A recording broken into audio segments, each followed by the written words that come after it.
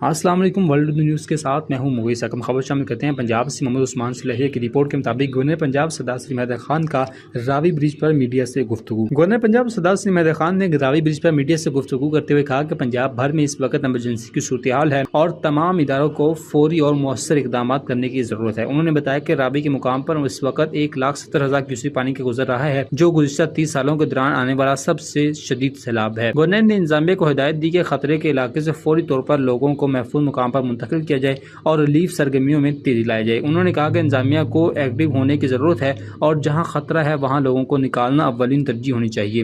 انہوں نے اس بات کی تصدیق کی کہ وزیر اعظم محمد شہباز شریف، وزیر اعلیٰ پنجاب محترمہ مریم نواز جلد متاثرہ علاقوں کا دورہ کریں گے۔ گورنر سردار سلیم حیدر خان نے گفتگو کے دوران کہا کہ بدقسمتی سے ماضی میں سیاسی نااہلی کی وجہ سے ڈیمز نہیں بن سکے، جس کے اثرات آج ہمیں بھگتنا پڑ رہے ہیں۔ انہوں نے کہا کہ اب جبکہ ڈیمز کی تعمیر کا عمل شروع ہو چکا ہے، ہمیں اس حوالے سے ایمرجنسی نافذ کرنے کی ضرورت ہے تاکہ مستقبل میں اس طرح کی صورتحال سے بچا جا سکے۔ انہوں نے مزید کہا کہ اگر بھارت نے اپنے تحفظ کے لیے ڈیمز بنائے ہیں تو ہمیں بھی اپنی حفاظت کے لیے ایسے ہی اقدامات کرنے ہوں گے۔ انہوں نے بتایا کہ بعض سیاسی جماعتیں ریلیف کیمپ قائم کر رہی ہے، جو کہ ایک خوش آئندہ عمل ہے، لیکن ضرورت اس مسٹر کے مقام پر ایکشن لیا جائے اور خطرے کی زد میں آنے والے آبادیوں کو فوری خالی کرایا جائے۔ گورنر نے کہا کہ کسی بھی جگہ پر سزا اور جزا کا نظام نافذ ہونا چاہیے تاکہ جو ادارے کام کر رہے ہیں ان کی حوصلہ افزائی ہو، جو کوتاہی برت رہے ہیں ان کا احتساب کیا جائے۔